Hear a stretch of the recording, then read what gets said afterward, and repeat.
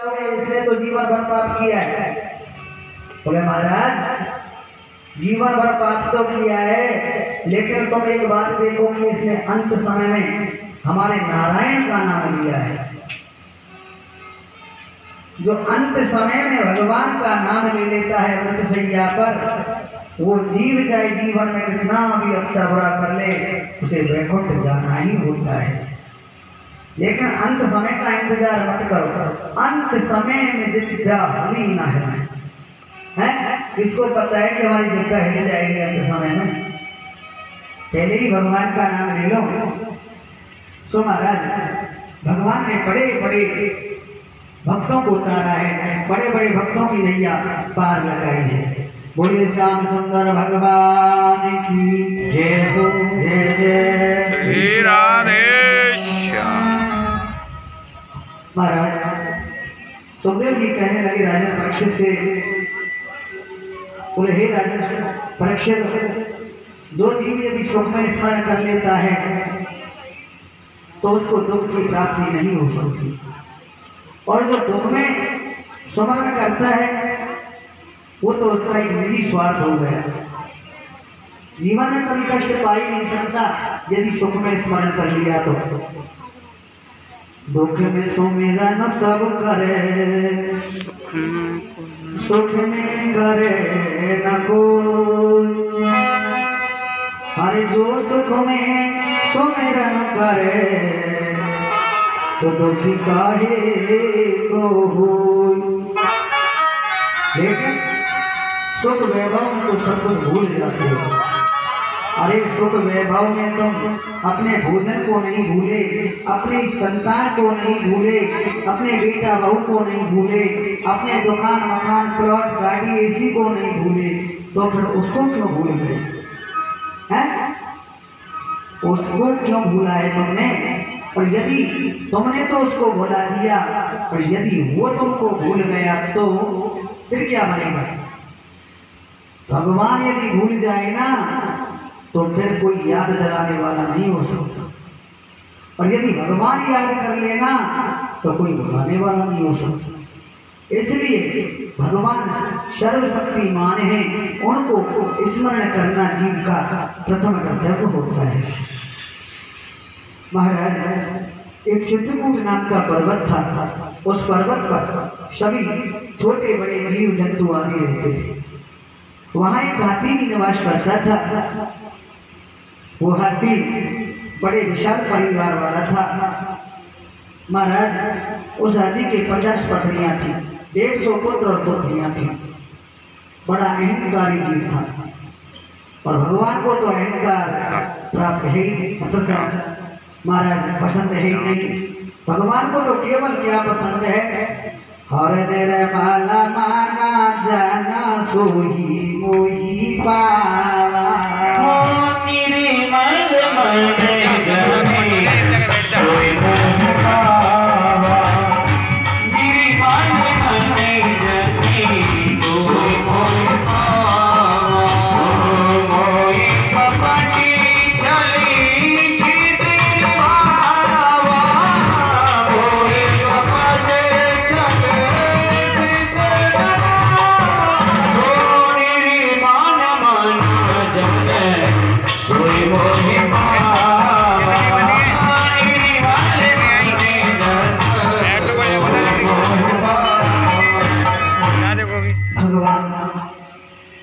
को तो मन शुद्ध होना चाहिए, निर्मल मन जन सोई और कोई कपट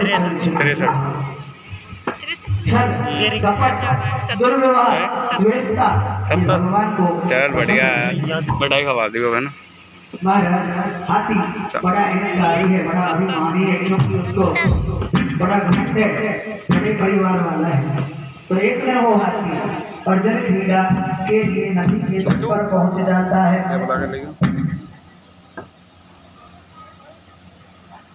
नदी के तट पर जब पहुंचा तो महाराज वीडियो 1 घंटा की बनानी है। जल क्रीड़ा करने लगा, नदी में प्रवेश करके अपनी सूंड में जल भरता, जो कभी बाहर बैठ कर कभी भीतर कर, इस तरह जल क्रीड़ा करने लगा।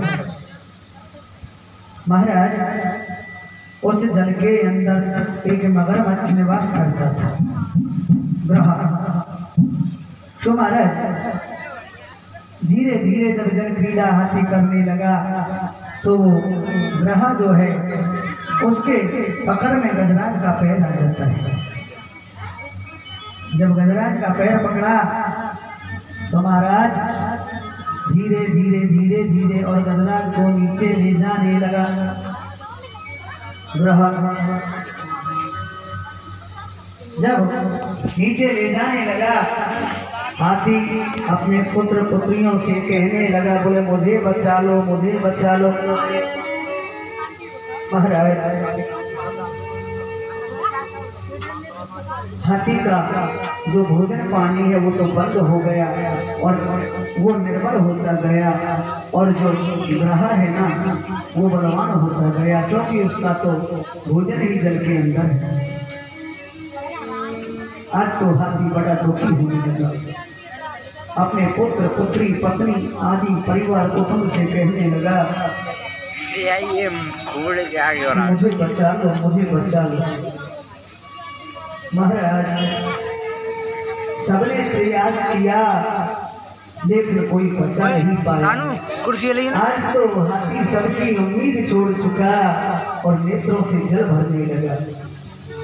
महाराज आज तो जब कोई सहारा नहीं देखा हाथी को तो शंकर भगवान को याद किया, बोले नमः शिवाय शंभाय हरे परमात्माय हर प्रणत क्लेश नाशाय योगिनां पतये। 5:15 बजे हुए थे।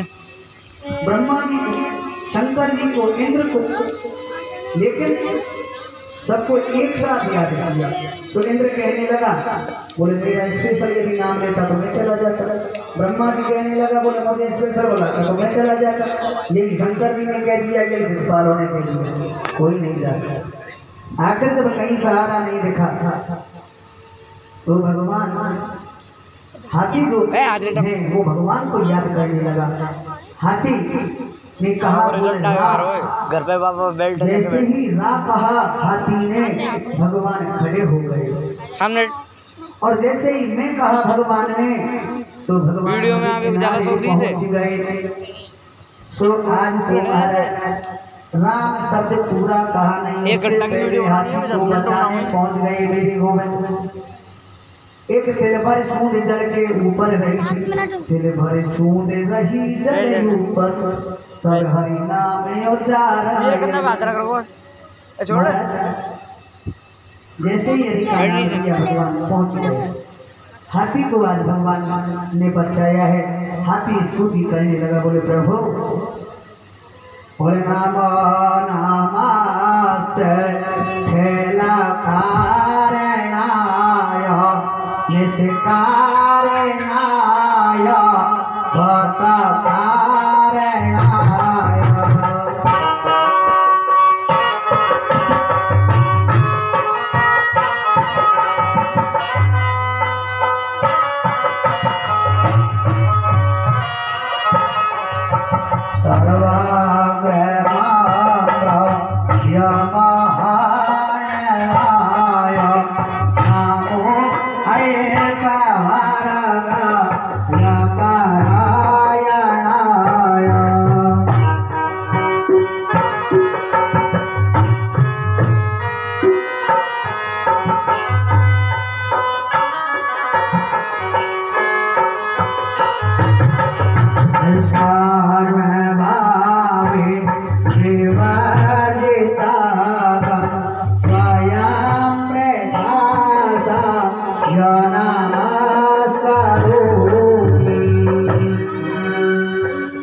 भगवान से कहने लगा, हाथी बोले हे स्वयं के प्रकाश से चमकने वाले, मेरा तुमको नमस्कार है। महाराज इधर अभिमान गरुड़ को भी हो गया। भगवान जब हाथी को बचाने आए थे ना तो उससे पहले गरुड़ को बड़ा अभिमान हुआ। गरुड़ को अभिमान हुआ कि भगवान मेरे बगैर कहीं जाते ही नहीं, मेरे बगैर कोई काम चलता ही नहीं। भगवान ने कहा, बोला हाथी को बचाने चलना है, गरुड़ जी आ जाओ। बोले आ रहा हूँ महाराज, अभी स्नान कर रहा हूँ। बोले ठीक है। बोले गरुड़ जी स्नान कर लिए हो तो आ जाओ। बोले महाराज मैं तो अभी तिलक स्वरूप कर रहा हूँ। बोले तिलक स्वरूप हो गया हो तो आ जाओ। बोले महाराज अभी तो मैं अपनी त्रिकाल संध्या कर रहा हूँ। अरे बोले गरुड़ जी महाराज आपको तो बड़ा अहंकार हो गया। गरुड़ जी महाराज बड़े टेढ़ी मेढ़ी चाल से आने लगे भगवान के सामने। बोले गरुड़ जी तैयार हो? बोले हाँ महाराज तैयार हो। बोले तो अब हमें विराजमान करिए अपने पृष्ठभाग पर। जैसे ही पृष्ठभाग पर भगवान विराजमान होने को तैयार हुए उससे पहले भगवान ने अपने कनिष्ठा उंगली के नाखून को रख दिया गरुड़ के ऊपर। गरुड़ के ऊपर नाखून को रख दिया तो कनिष्ठा उंगली का जब नाखून रखा तो गरुड़ पसीना पसीना हो गया। अरे बोले गरुड़ चलो वहां हाथी को बचाना है।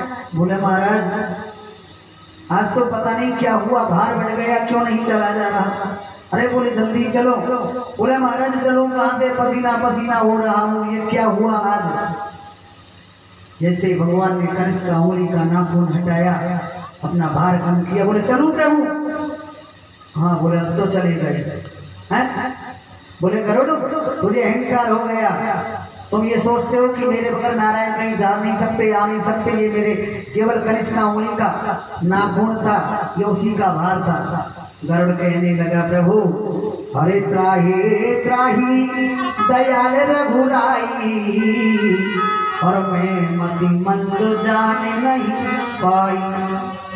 बोले मैं जान नहीं पाया भगवान मुझे क्षमा करो। इसलिए भगवान भक्त के अहंकार को भी तोड़ देते हैं। तो जब कोई नहीं आता है ना बचाने तो कौन आता है? मेरे श्याम आते हैं। जब कोई नहीं आता मेरे श्याम आते हैं। जब कोई नहीं आता मेरे श्याम आते हैं। जब कोई नहीं आता मेरे श्याम आते हैं। ओ जब कोई नहीं आता मेरे श्याम आते हैं। जब कोई नहीं आता मेरे श्याम आते हैं। मेरे दुख के दिनों में वो मेरे दुख के दिनों में वो बड़े काम आते हैं। मेरे दुख के दिनों में वो